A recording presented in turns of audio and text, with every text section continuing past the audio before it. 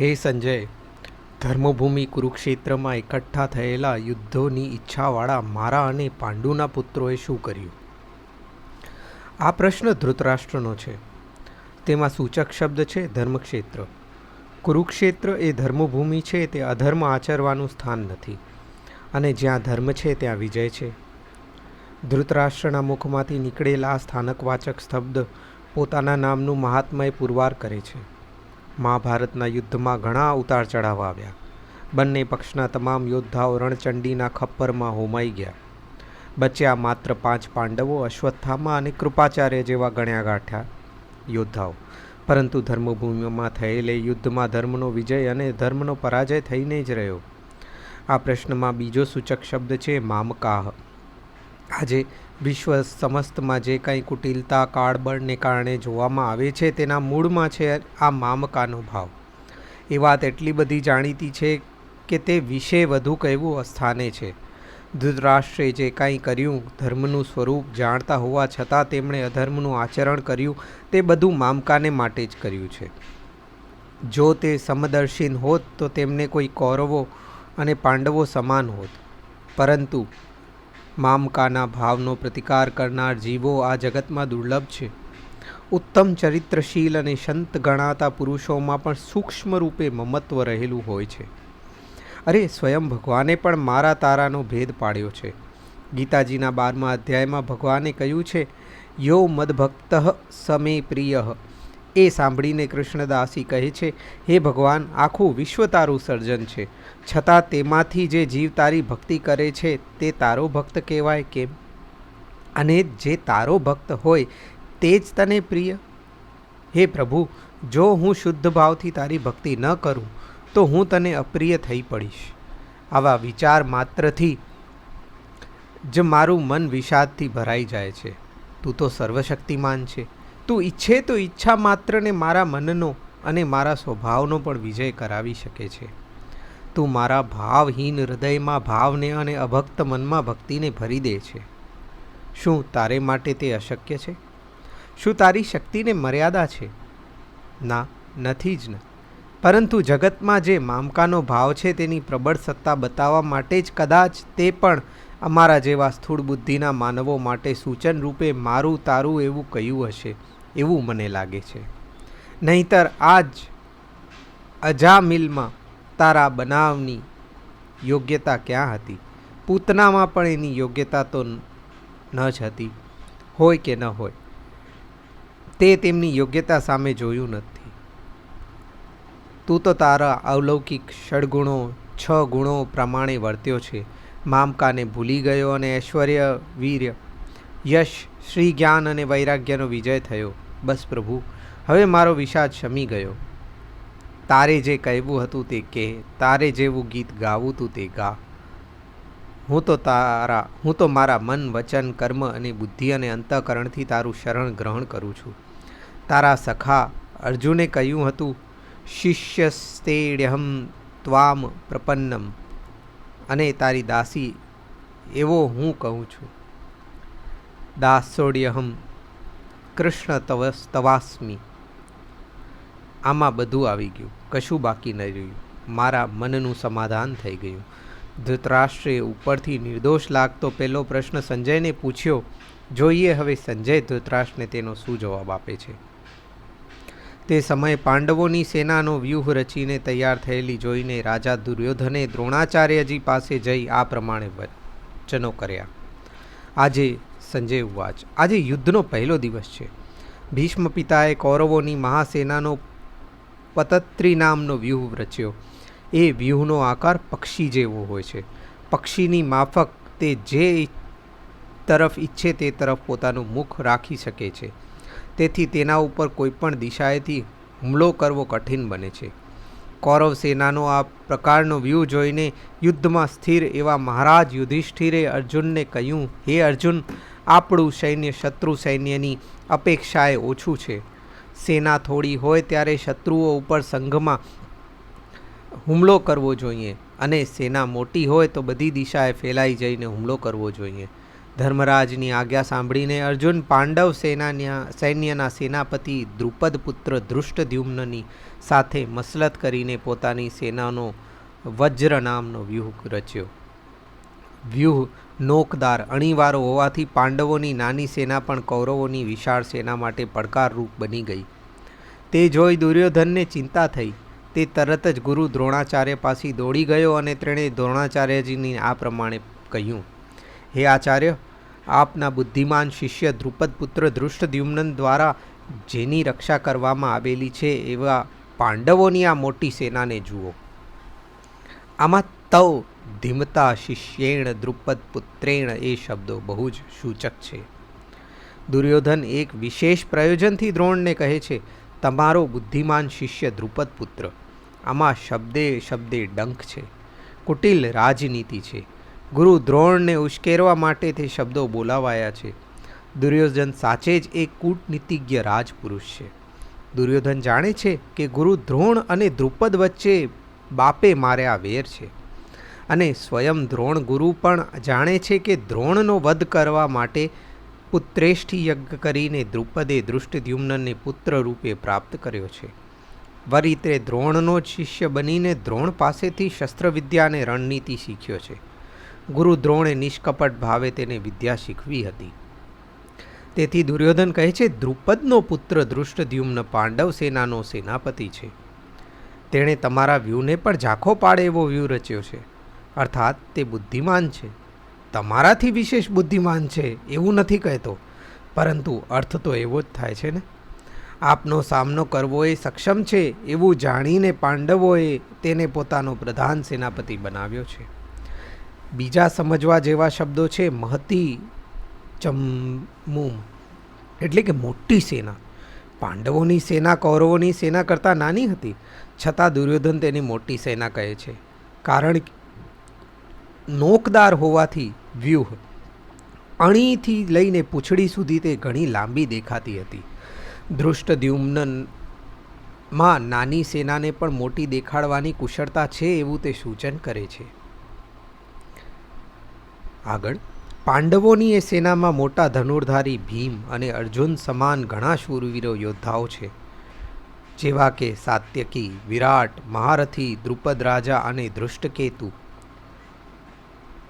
ચેકિતાન તથા બળવાન કાશીરાજ, પુરુજિત, કુંતીભોજ અને મનુષ્યોમાં શ્રેષ્ઠ શૈબ્ય તથા પરાક્રમી યુદ્ધામન્યુ, બલવાન ઉત્તમૌજા, સુભદ્રાપુત્ર અભિમન્યુ અને દ્રૌપદીના 5 પુત્રો છે, અને તે બધા મહારથીઓ છે. આમાં સૌથી પહેલાં આપણે મહારથી શબ્દનો જ અર્થ સમજી લઈએ. મહારથી તે છે તે જાણે શાસ્ત્રોનું અધ્યયન કર્યું હોય, યુદ્ધ વિદ્યામાં પ્રવીણતા મેળવી હોય અને જે એકલો 10,000 ધનુર્ધારીઓની સામે યુદ્ધ કરવાની શક્તિ અને ક્ષમતા ધરાવતો હોય. મહારથી બનવા માટે વયની ગણના કરવામાં આવતી નથી. સુભદ્રા પુત્ર અભિમન્યુ અને દ્રૌપદીના 5 પુત્રો કિશોર વયના હતા. તેમ છતાં દુર્યોધન તેમના ગણના મહારથીઓમાં કરે છે. વળી વૃદ્ધ બનવાથી મહારથીપણું જતું રહે તેવું નથી. યુદ્ધના સમયે ભીમ અને અર્જુન આશરે 70 વર્ષની વયના હતા. તો પછી તેમના સસરા દ્રુપદની વય કેટલી હશે? અને વિરાટ રાજા પણ વૃદ્ધ જ હતા, છતાં તેમની ગણના પણ મહારથીઓમાં જ કરેલી છે.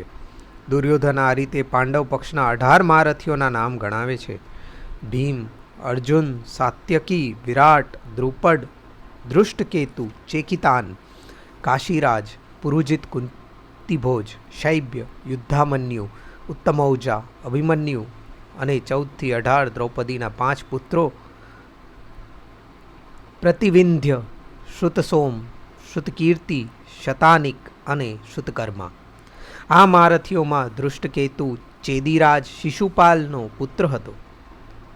શિબી દેશના રાજા શૈબ્ય મહારાજ યુધિષ્ઠિરના સસરા હતા. યુધિષ્ઠિરના લગ્ન શૈબ્યની દીકરી દેવિકા સાથે થયા હતા. સાત્યકી વૃષ્ણિવીરોમાં શ્રેષ્ઠ યોદ્ધો હતો. યુદ્ધામન્યુ અને ઉત્તમૌજા પાંચાલ દેશના વીર હતા. ચેકિતાન યાદવ કુળમાં ઉત્પન્ન થયેલ મહારથી હતો. દુર્યોધન દક્ષ રણનીતિ કુશળ યોદ્ધો છે. તે જણાવે છે કે આ બધા મહારથીઓ ભીમ અને અર્જુનના જેવા જ વીરો છે, એટલા માટે તે ભીમાર્જુન સમા કહે છે. અને એ રીતે તે તેમના શૌર્યનો સ્વીકાર કરી તેમનું સાચું મૂલ્યાંકન કરીને હવે તે પોતાના પક્ષના મહારથીઓના શૌર્યનું મૂલ્યાંકન કરશે એવી અપેક્ષા રાખી શકાય. હે બ્રાહ્મણ શ્રેષ્ઠ, હવે આપણા પક્ષમાં જે મુખ્ય સેના નાયકો છે તેમના નામ આપણીના જાણ ખાતર હું આપને કહી સંભળાવું.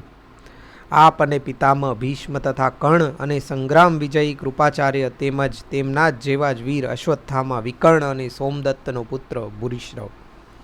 તે સિવાય બીજાને પણ શૂરવીર નામના પ્રકારના શાસ્ત્રોમાં નિપુણ અને યુદ્ધમાં પ્રવીણ એવા અનેક યોદ્ધાઓ મારે માટે પોતાનું જીવન સમર્પિત કરવા માટે તત્પર થઈ ખડા છે.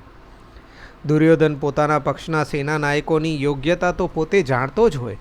કદાચ એટલા માટે તેણે તે બધાની પ્રવીણતા અને રણકુશળતાનો ઉલ્લેખ કર્યો નથી, પરંતુ એટલો તો તેણે જરૂર કહી દીધું કે તેમાંથી ઘણા બધા નહીં મદરથી ત્યક્ત જીવિતા, એટલે કે મારે માટે પોતાના જીવને સમર્પિત કરી દેવનારા છે.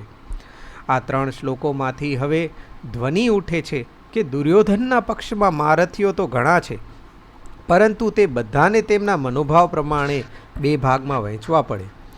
સદાય અજય એવા ગુરુ દ્રોણાચાર્યજી અને ભગવાન પરશુરામ પર જેમનો પ્રભાવ ન કરી શક્યા એવા ભીષ્મ પિતાના ને એક વિભાગમાં અને કર્ણ, કૃપાચાર્ય, અશ્વત્થામા, ભૂરિશ્રવ અને વિકર્ણ આદિને બીજા વિભાગમાં મૂકવા પડે.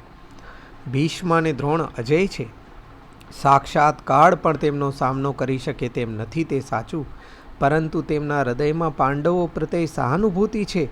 તેઓ હૃદયથી પાંડવોનો વિજય ઈચ્છનારા છે. દુર્યોધનને તે સારી રીતે જાણે છે, એટલા માટે તો તે કર્ણ આદિ બીજા વીરો માટે મદર્થે ત્યક્ત જીવિતા શબ્દ પ્રયોગ કરે છે.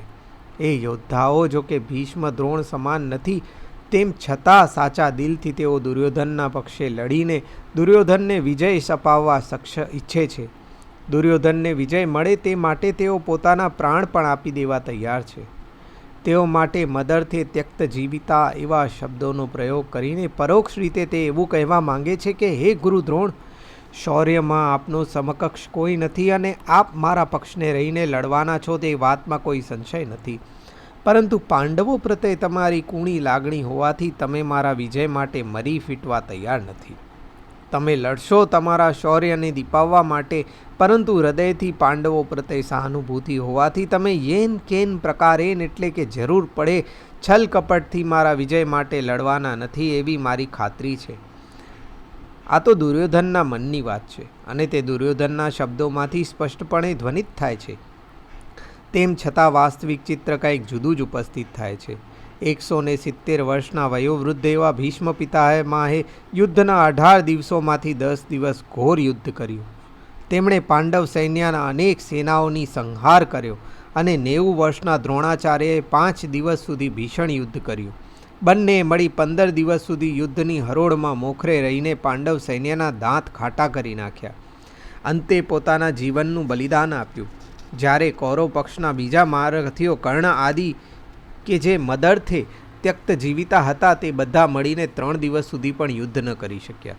કર્ણ, ભૂરિશ્રવા, વિકર્ણ આદિએ પ્રાણ છોડ્યા, પરંતુ તેઓ દુર્યોધનને વિજય ન અપાવી શક્યા.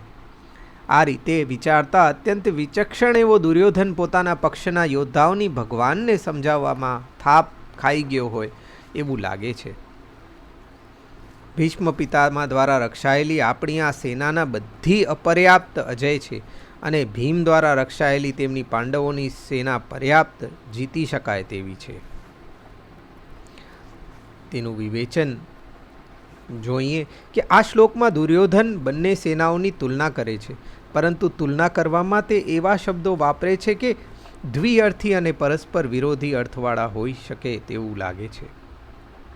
તે નિશ્ચિતપણે કહી શકાય નહીં. તે પોતાના સૈન્યને અપર્યાપ્ત કહે છે અને પાંડવોના સૈન્યને પર્યાપ્ત કહે છે. મહાભારતના ઉદ્યોગ પર્વ અધ્યાય 54માં દુર્યોધન કહે છે, મારી સેના મોટી અને ગુણવાન છે, તેથી મારો વિજય થશે. દુર્યોધનના આ કથનને આધારરૂપ ગણીએ તો અપર્યાપ્ત એટલે પૂર્ણ, મોટી, પરંતુ ભીષ્મ અને દ્રોણની પાંડવોની સેના પ્રત્યેની કુણી લાગણી અને પોતે આચરેલ અધર્મની યાદ આવતા એના મનને થયેલ દ્વિધાને કારણે બંને શબ્દોનો અર્થ તેની વિરુદ્ધ પણ લેવો પડે. બીજી એક વાત પણ વિચારવા જેવી છે કે દુર્યોધને કેવળ 2 સેનાઓની તુલના નથી કરી, પરંતુ તેણે ભીમ અને ભીષ્મની તુલના પણ કરી છે. ભીષ્મની તુલનામાં ભીમનું કાંઈ મહત્ત્વ નથી. આથી ભીષ્મ દ્વારા રક્ષાયેલી કૌરવ સેના અપર્યાપ્ત એટલે અજય ગણા અને ભીમ દ્વારા રક્ષાયેલી પાંડવોની સેના જીતવામાં સરળ ગણાય. એટલા માટે બધા જ મોરચાઓ ઉપર પોતપોતાની જગ્યાએ સ્થિત કરીને તમે બધા નિસંદેહ ભીષ્મ પિતામહની બધી બાજુએથી રક્ષા કરો, એવું દુર્યોધને કહ્યું. દુર્યોધને દ્રોણાચાર્ય પાસે જે રજૂઆત કરી તે બધી તેણે સાંભળી. અપેક્ષા તો એવી હતી કે ગુરુ દ્રોણ દુર્યોધનનો ઉત્સાહ વધારવા માટે તેનો કોઈ સાનુકૂળ પ્રત્યાઘાત આપે, પણ દુર્યોધનની બધી વાત સાંભળીને પણ દ્રોણાચાર્યજીએ કોઈ પ્રતિભાવ ના આપ્યો.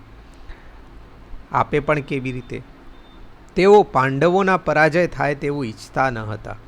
બંને વચ્ચે સંધિ થાય અને કુલક્ષય થતો અટકી જાય તેવું ઈચ્છતા હતા. આથી દુર્યોધનના ઉત્સાહમાં તેઓ સહભાગી થઈ શકે તેમ ન હતા. ગુરુ દ્રોણને મૌન જોઈને પહેલાં તો દુર્યોધન સ્તબ્ધ બની જાય છે, પરંતુ તરત જ પોતાના મન ઉપર કાબૂ જમાવી તે સ્વસ્થ બને છે.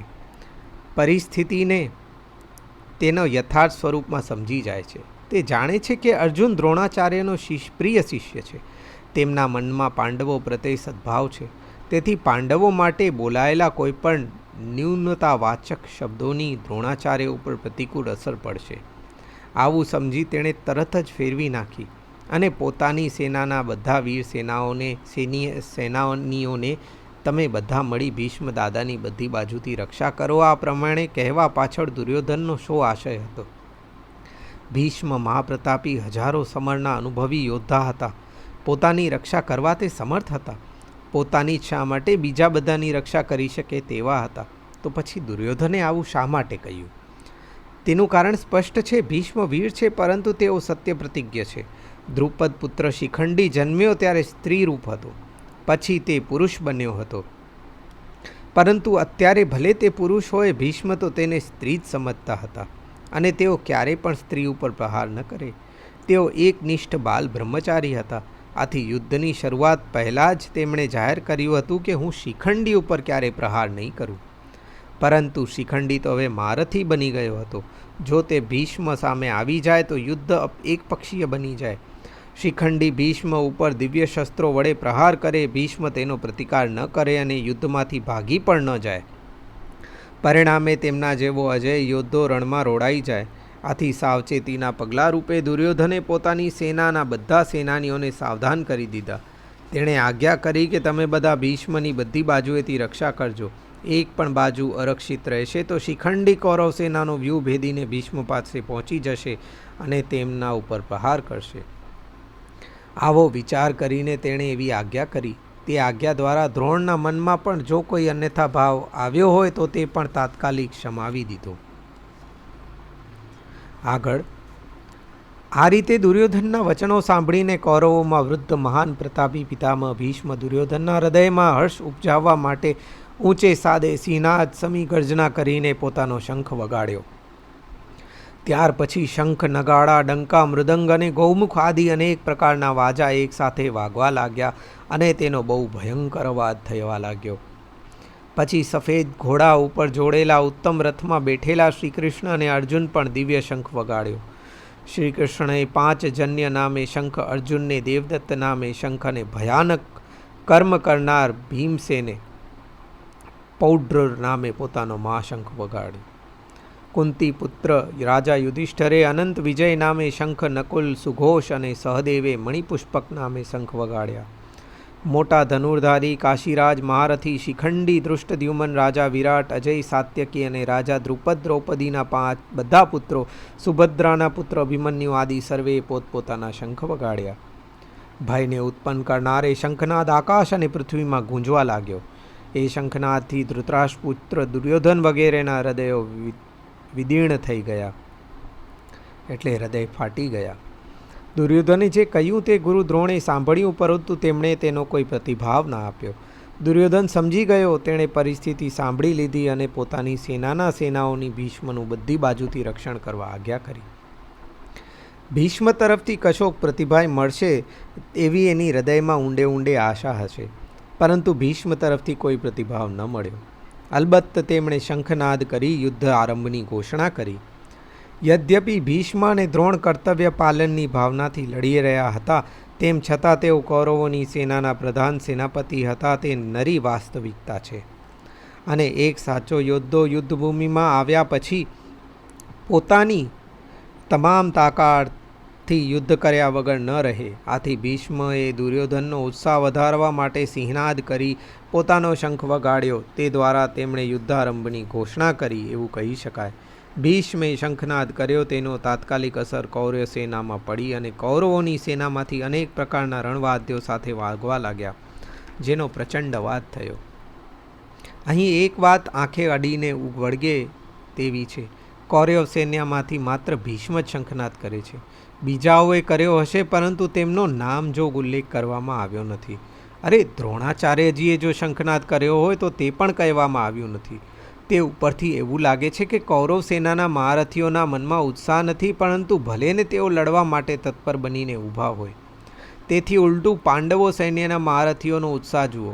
પાંડવ સૈન્યએ કૌરવોનું આહ્વાન સ્વીકારી લીધું. સ્વયં ભગવાન શ્રી કૃષ્ણએ સૌ પહેલાં શંખનાદ કર્યો અને પછી અર્જુન સહિત બધા મહારથીઓએ પૂરા ઉત્સાહથી શંખનાદ કર્યો હોવાનું કહેવામાં આવ્યું છે. આથી સ્પષ્ટપણે સમજી શકાય છે કે પાંડવોના વીર સેનાનીઓમાં જે ઉત્સાહ હતો તેવો ઉત્સાહ કૌરવોના સેનાનીઓમાં ન હતો. આ સંદર્ભે વિચાર કરતાં આપણી સમક્ષ અપર્યાપ્તનો અભિપ્રેત અર્થ સાચો મૂર્તિમંત બની રજૂ થાય છે. તદનુસાર એવું સમજવું ઘટે કે ભીમથી રક્ષાયેલ પાંડવ સેના પર્યાપ્ત એટલે પૂર્ણ છે. સ્મરણમાં રાખવા યોગ્ય વાત એ છે કે પાંડવ પક્ષમાંથી સૌથી પહેલાં શંખનાદ કરનાર નિશસ્ત્ર રહી યુદ્ધ ન કરવાનો સંકલ્પ કરેલા બેઠા શ્રી કૃષ્ણ હતા. 5 જન્ય શંખનો નાદ કરી તેઓ એવું જાહેર કરે છે કે સદાય કૃષ્ણ સાથે બિરાજતી શ્રી અને વિજય પાંડવોને પ્રાપ્ત થશે.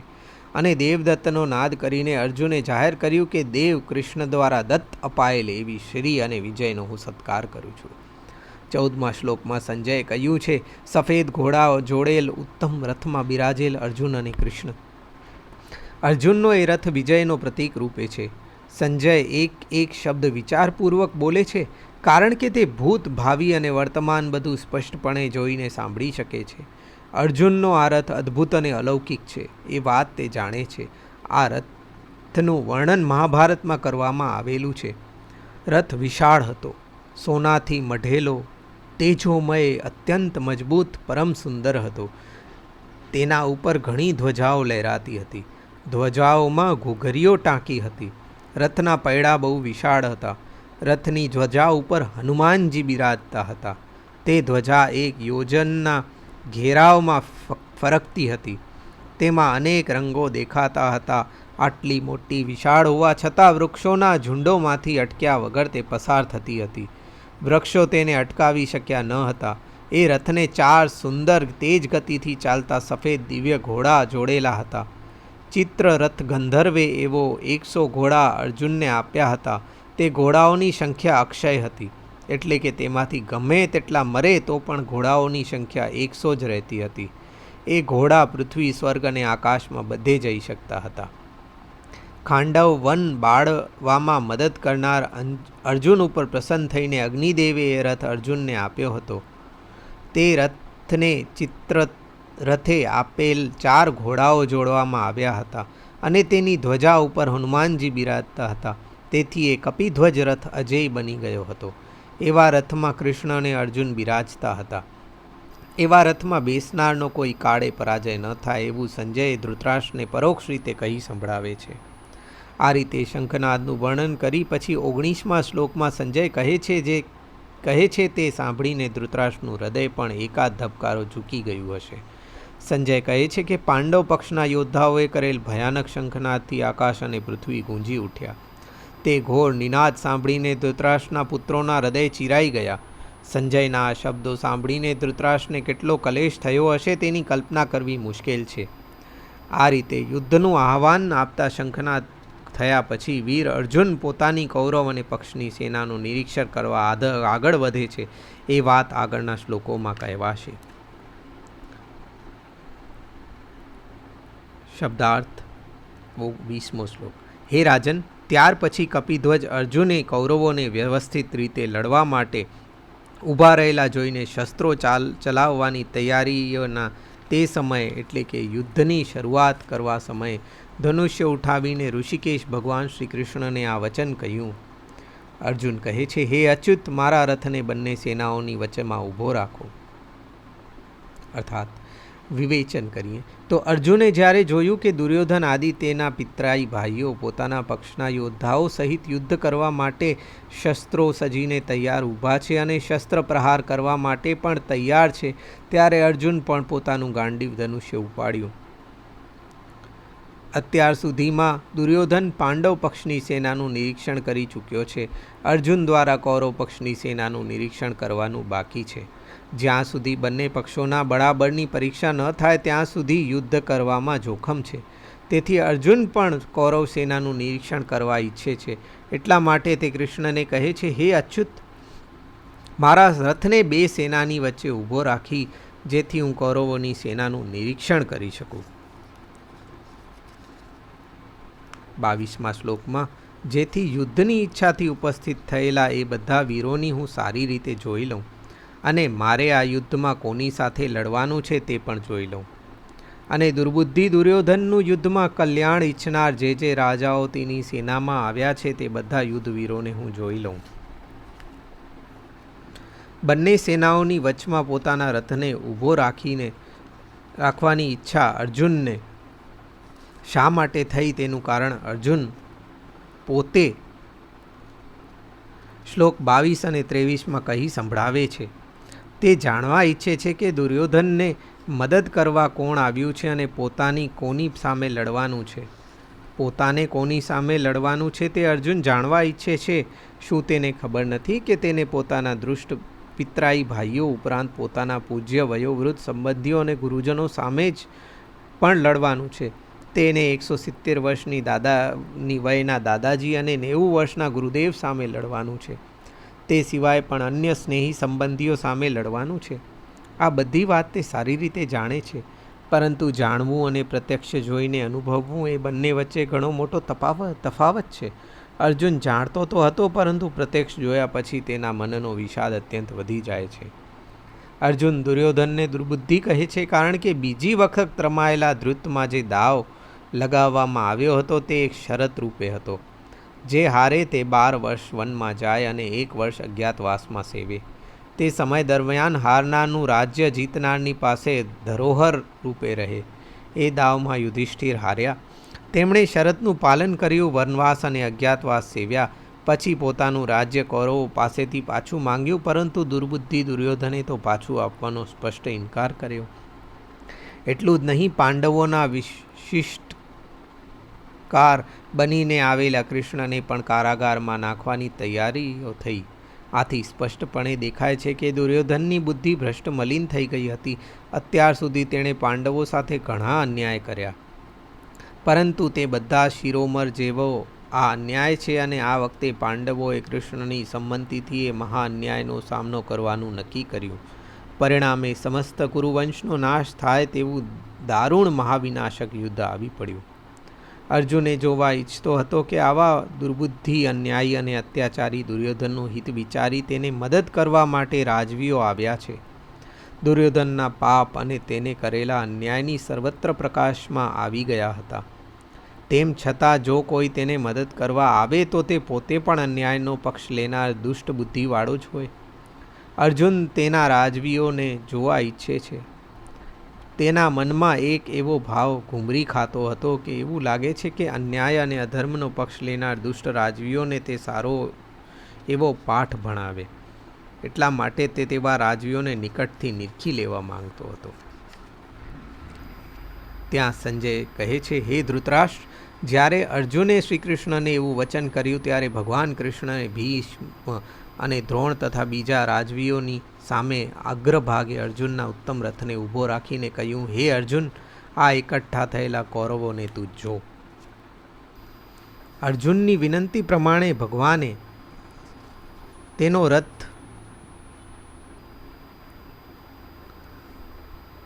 બંને સેનાઓની મધ્યમાં એવા સ્થળે ઊભો રાખ્યો જ્યાંથી તે દ્રોણ, ભીષ્મ, બધા કૌરવો અને અન્ય રાજવીઓને સારી રીતે જોઈ શકે. રથને યથસ્થાને સ્થિર ઊભો રાખીને ભગવાને અર્જુનને કહ્યું, એકઠા થયેલા કૌરવોને તું જો. ભગવાને અર્જુનને કહ્યું, કુરુન્ન પશ્ય એટલે કે કૌરવોને જો. એવું શા માટે? ત્યાં કૌરવો સિવાય બીજા ઘણા મહારથીઓ હતા. અર્જુન તે બધાને જોવા ઈચ્છતો હતો, છતાં ભગવાન કહે છે, અહીં એકઠા થયેલા કૌરવોને તું જો. તેઓ માત્ર કૌરવોને જોવાનું કહે છે, અન્ય રાજાઓને કે ગુરુ દ્રોણને નહીં. ભગવાનની આ આજ્ઞાનો સંકેત એ છે કે અહીં હાજર રહેલા જેટલા કૌરવવંશીઓ છે તે બધા તારા આત્મીય સ્વજનો છે. કૃષ્ણના આ શબ્દોથી અર્જુનનો કુટુંબ સ્નેહ પ્રકટ થાય છે. દુષ્ટ હોય કે અધર્મી, પરંતુ આખરે તો તેઓ મારા કુટુંબીજનો છે. એક રીતે જોતા કૃષ્ણના આ શબ્દો અર્જુનના વિષાદના બીજ રૂપે બની જાય છે. એવું શા માટે? તેનું એકમાત્ર કારણ છે કે ભગવાન કરતું, અકર્તું અને અન્યથા કરતું છે. અર્જુનના મનમાં મોહ ઉપજાવી, તેના મનમાં વિષાદ ઉત્પન્ન કરાવી, તેને યુદ્ધથી વિમુખ બનાવી, તેના નિમિત્ત લોક કલ્યાણ માટે ઉપદેશ આપવાની પ્રભુની ઈચ્છા છે. અર્જુન કૃષ્ણનો સખા છે, તેથી લોક કલ્યાણ માટેના ઉપદેશને ગ્રહણ કરવા માટે શ્રી કૃષ્ણ અર્જુનને નિમિત્ત બનાવવા ઈચ્છે છે અને ભગવાન જે ઈચ્છે તે જ થાય છે. અર્જુન યુદ્ધ કરવા માટે ના પાડે તે કર્તવ્યથી વિમુખ બને છે. પરિણામે ભગવાનના શ્રીમુખમાંથી ત્રિલોકના ને પાવન કરતી ગીતામૃતની આવી દિવ્ય પરમ પુનિત અને મધુરધારા વહી નીકળી. તેનાથી અનંતકાળ સુધી ભૂતકાળના જીવોનું પરમ કલ્યાણ સાધવાનું છે. ભગવાને અર્જુનને કહ્યું, કુરુન પશ્ય. અર્જુન તો ભગવાનનો શિષ્ય, સખા, સ્નેહી. ભગવાનની આજ્ઞા પાડી અર્જુને જોયું. તેણે શું જોયું તે હવે કહેવામાં આવ્યું છે. ત્યાર પછી પૃથાપુત્ર અર્જુને તે બધી સેનાઓમાં ઊભેલા પોતાના પિતરાઈઓને, પિતામહોને, આચાર્યોને, મામાઓને, ભાઈઓને, પુત્રો, પૌત્રો, મિત્રો, સસરાઓ અને હૃદયોને જોયા. શ્રી કૃષ્ણની આજ્ઞાનું પાલન કરીને અર્જુને બંને સૈન્ય તરફ જોયું. બંને સેનામાં તેણે પોતાના સ્વજનોને જોયા. તેઓમાં ભૂરિશ્રવા આદિ પોતાના પિતાના ભાઈ સોમદત્ત, વાહલિક અને ભીષ્મ આદિ પિતામહ, પ્રપિતામહ, પુરુજિત, કુંતીભોજ, શલ્ય આદિ મામાઓ, અભિમન્યુ, પ્રતિવિંધ્ય, ઘટોત્કચ, લક્ષ્મણ આદિ પોતાના અને ભાઈઓના પુત્રો, લક્ષ્મણનો પુત્ર એટલે પૌત્ર આદિ સ્વજનો ત્યાં જોયા. તેની સાથે પોતે જમ્યા હતા એવા ઘણા મિત્રો પણ હતા. દ્રુપદ, શૈબ્ય આદિ સસરાઓ હતા. તે ઉપરાંત ધૃષ્ટદ્યુમ્ન, શ્રીખંડી અને સુરથ આદિ શાળાઓ અને જયદ્રથ જેવો બનેવી. ત્યાં પાંડવોનું અહેતુકી કલ્યાણ ઈચ્છનાર એવા કેટલાક સૂર્યોદયો પણ હતા. આ રીતે બંને સેનાઓમાં યુદ્ધ કરવા માટે આવેલા પોતાના મિત્ર, બંધુઓ, સગા સંબંધીઓ, સ્નેહીઓ તથા પૂજ્ય પુરુષોને જોઈ અર્જુનના હૃદયમાં દયા અને કરુણાનો ભાવ જાગૃત થયો. તેમ થતાં તે ખિન્ન થયો. અર્જુન વીર હતો, યુદ્ધનો ડર તેને ન હોય હતો જ નહીં. પોતાના પરાક્રમને તે જાણતો હતો, બીજાના શૌર્યને તે પાછીનતાનો હતો. તેને ખાતરી થઈ કે આ યુદ્ધમાં બધાને સંહાર થશે. તેના પોતાના શૌર્ય અને ભગવાન શ્રી કૃષ્ણની રણકુશળતા તથા ઈચ્છાને કારણે તેનો વિજય ચોક્કસ થશે એવું તે જાણતો હતો. પરંતુ તેનો વિજય એટલે ભ્રમ. ભીષ્મ, દ્રોણ અને અન્ય વડીલોની સંહાર, કારણ કે તે વડીલો યુદ્ધમાં ભૂમિમાં મરણનું વરણ કરશે, પરંતુ જીવતા રહીને પાંડવોને શરણે કદી નહીં આવે એવું તે સમજતો હતો. આ તો શૂરવીરો વચ્ચેનો સંઘર્ષ હતો, કાયરો વચ્ચેનો રણસંગ્રામ ન હતો. યુદ્ધમાં કોઈ પાછો પાની નહીં જ કરે, તેઓ મળશે પણ હટશે નહીં. આ રીતે વિચારતા બંને પક્ષમાંથી લગભગ બધાઓ જ મળશે, કોઈ નહીં બચે આવું વિચારીને તેના મનમાં ભારે ખેદ થયો. મનમાં આવી વ્યગ્ર અવસ્થામાં આવીને તેણે કૃષ્ણને કહ્યું. ત્યાં ઊભેલા બધા બંધુઓના જોઈને અત્યંત કારુણયુક્ત થઈને શોક કરતા કુંતીપુત્ર અર્જુન આ પ્રમાણે બોલ્યા. અર્જુને બંને સૈન્યમાં પોતાના સ્નેહી મિત્રો અને સ્વજનો જોયા. યુદ્ધના અંતે તે બધાનો સંહાર થઈ જશે તે વાત એ નિર્વિવાદપણે સમજી ગયો. કુલ સંહાર વિચાર માત્રથી એનું હૃદય કરુણતાથી ભરાઈ ગયું. કુલ સંહારના ભયથી તેનો મન વિષાદયુક્ત બની ગયો. સંજયે અર્જુનના કરુણાને પરયા કૃપયા એવા શબ્દથી ઓળખાવ્યા છે. પરયા કૃપયા એટલે અત્યંત કરુણો, અને તે અત્યંત કરુણા વીર પુરુષોના સંદર્ભમાં કાયરતા બની જાય છે. તે તેમના ક્ષત્રિયોચિત વીર સ્વભાવને ભૂલાવીને તેમના મનમાં મોહ ઉપજાવે છે. મોહ થવાથી માનસિક દુર્બલતા આવી જાય છે. અર્જુનની એવી સ્થિતિ થાય છે. મનની એવી વિષાદયુક્ત સ્થિતિમાં આવી પડેલ અર્જુન ભગવાન શ્રી કૃષ્ણને કહે છે. અર્જુન ઉવાચ: હે કૃષ્ણ, યુદ્ધની ઈચ્છાથી મારી સામે ઊભેલા સ્વજનોના આ સમુદાયને જોઈને મારા અંગ શિથિલ થાય છે, મારું મુખ સુકાય છે, મારા શરીરમાં કંપ થાય છે અને મને રોમાંચ થાય છે. અર્જુનને થયેલા આવા વિષાદની પૂર્વ ભૂમિકા પહેલાં સમજાવવામાં આવી છે. પુનરુક્તિ દોષ બહોરીને પણ તે પુનઃ કહેવામાં આવે છે. સંજયે ધૃતરાષ્ટ્રની પ્રેરણાથી ધર્મનિષ્ઠ પાંડવોને ધર્મનીતિ અને સદાચારનો ઉપદેશ આપ્યો છે. કુલક્ષયનું પાપ ન બહોરવાનું તેમને સમજાવ્યું છે. તે સમયે તો પાંડવોના મન ઉપર તેની ગંભીર અસર થઈ ન હતી, પરંતુ અત્યારે જ્યારે યુદ્ધની ઈચ્છાથી પોતાની સામે ઊભેલા સ્વજનો આખા સમુદાયને અર્જુને જોયા, ત્યારે તેનો મન ઉપર સંજયના એ ઉપદેશની અસર સહેલાઈથી થઈ અને તેના મનમાં વિષાદ થવાથી તેને શરીર આવી સ્થિતિ થઈ ગઈ. પોતાના શરીરની આવી સ્થિતિનું અર્જુન સ્વમુખે વર્ણન કરે છે. તે કહે છે, મારા સ્વજનોને પોતાના મુખમાં ઘસી જવા માટે તત્પર બની ઊભેલા જોઈને મને ભારે માર્મિક પીડા થાય છે. મારા હૃદયમાં ભયંકર દાહ થાય છે. ભયથી મારા મનની આવી દશા થઈ છે. તે પછી કહે છે, મારા હાથમાંથી ગાંડીવ ધનુષ્ય સરી પડે છે, મારી ચામડીમાં ઘણી બળતરા થાય છે અને મારું મન ભમવા માંડ્યું છે. તેથી ઊભા રહેવાની શક્તિ પણ રહી નથી. ધૃતરાષ્ટ્રે સંજયના ઉપદેશ ઉપર પીડાવેલ વિષયના કારણે વીરોના પણ વીર એવા અર્જુન કેવો નિર્બળ બની ગયો છે તે જુઓ. તે કહે છે કે હે કૃષ્ણ, મારા હાથમાંથી ગાંડીવ સરી પડે છે, ચામડી બળે છે, મન ભમે છે, ઊભા રહી શકાતું નથી. ટૂંકમાં અર્જુનનું શરીર બિલકુલ શિથિલ બની ગયું છે. તેની નિર્બળતા એટલે સુધી વધી ગઈ છે, તે ધનુષ્યને પણ રાખી શકતો નથી, ઊભો પણ રહી શકતો નથી. લડવાની વાત તો હવે રહી જ ક્યાં. અર્જુનના શરીર અને મન ઉપર આટલી બધી અસર પડી ગઈ છે, તેથી તે યુદ્ધ માટે સંપૂર્ણપણે નકામો બની ગયો છે. તેનું મન ખેદથી ભરાઈ ગયું છે. ખેદને પરિણામે તે શું વિચારે છે તે જુઓ. હે કેશવ, મને બધા લક્ષણો વિપરીત દેખાઈ રહ્યા છે, તથા યુદ્ધમાં મારા સ્વજનોને મારીને મારું કલ્યાણ થશે એવું મને નથી દેખાતું. મન બગડે એટલે બધું વિપરીત દેખાય. મન કે હારે હારે હૈ, મન કે જીતે જીતે. એવું લાગે છે કે જાણે અર્જુનનું મન હારી ગયું છે. તેથી તેને જગતમાં બધા લક્ષણો પણ વિપરીત દેખાય છે. કમળના રોગવાળાને આખું જગત પીળું દેખાય છે. કમળાના રોગને વાળાને આખું જગત પીળું દેખાય છે. એ રીતે મન બગડ્યું એટલે મોહ ઉત્પન્ન થયો છે.